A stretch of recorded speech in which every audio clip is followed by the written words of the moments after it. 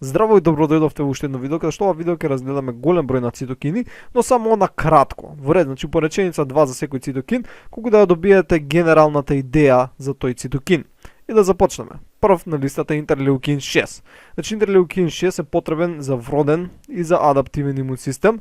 Се создава од страна на макрофагите, ендотелните клетки, фибробласти и тоа се создава под дејство на некои си бактерии, некоја инфекција, липополисахариди и слично. Интерлеукин 6 е хомодимер по структура и главната негова улога е да учествува во создавањето на acute phase proteins од страна на хепарот, да ги рекрутира неутрофилите и да ги натера Б клетките да се диференцираат во плазма клетки кои ќе секретираат антитела. Мислам, Б клетките сами вака и така ќе се преминат во плазма клетки, но интерлеукин 6 помага. Нареден е интерлеукин 15 и тој е всушност тип 1 цитокин кои се продуцира од страна на макрофагите, односно фагоцити и некои други клетки. Главно служи за да потикне раст, преживување, диференцирање и активација на Т клетки, НК клетки и НКТ клетки. Нареден е интерлеукин 18, продуциран од страна на макрофаги, дендритични клетки, Т клетки и они за да бидат стимулирани да го продуцираат, тоа зависи од капсаза 1 и интерлеукин 1. Значи интерлеукин 1 или капсаза 1 треба да ги стимулираат макрофагите, дендритичните или Т клетките за да го продуцираат овој интерлеукин 18. И главната улога на интерлеукин 18 е да ја зголеми продукцијата на интерферон гама, односно овој главно се создава при инфекција од интрацелуларни патогени, бактерии или пак вируси и слично. Нареден интерлеукин 23, кој по структура е хетеродимер, составен од 540 и 519, се создава главно од макрофаги на дендритичните клетки, кои ќе бидат поттикнати од некои бактериски молекули, така липополисахариди или слично. Го сретнуваме како агент кој стимулира воспаление при автоимуни заболувања, но исто така има и заштита од некои микроорганизми. На начинот на тоа што ги стимулира Т клетките да прават интерлеукин 17 кој има проинфламаторна функција. Нареден е интерлеукин 27 кој е хетеродимер исто, се продуцира повторно од макрофаги и дендритични клетки под стимулација од инфекција од некои бактерии и овој исто така проинфламаторен и имунорегулаторен цитокин.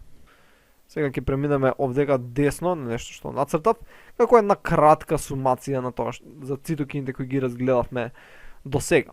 Значи имаме бактерија, така, која ќе ослободи некои ендотоксини, црвеното, така например овие можеби се ендотоксини, или пак, не знам, липополисахариди или некои други бактериски компоненти кои ќе бидат детектирани од pattern recognition рецептори на макрофагот.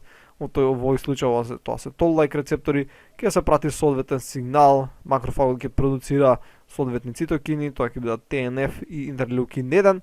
Исто така ќе се создадат и различни хемокини, така CC, CXC и слично.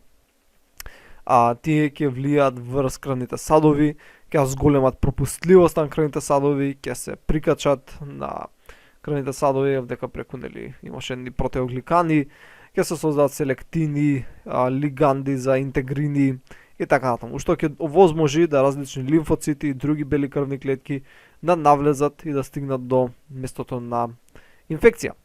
Може да имаме интрацелуларни бактерии или пак вируси кои ќе ја стимулираат клетката да создава интерферон гама, интерлеукин 12, кој тоа се создаваше преку паракрина, така или пак автокрина во околната средина или сам на себе, што ги стимулираше околните клетки да се спремат, така значи да се спремат, создава одредени протеини кои ги правеше поотпорни на вирусни инфекции.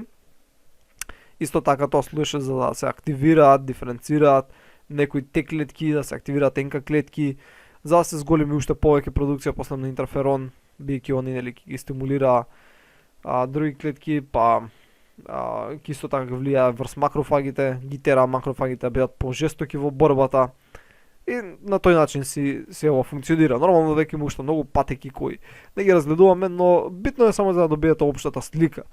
Значи тука има уште многу други цитокини кои влегуваат во интеракции со други клетки, па тоа е буквално како не знам, едно мамбо джамбо, значи се има.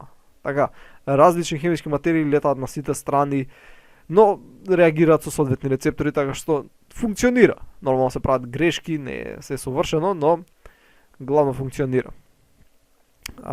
И овдека на крај имаме една слика како од времето на инекција со липополисахариди, односно да речеме од времето на инфекција, како се зголемува и намалува продукцијата на одеден цитокин.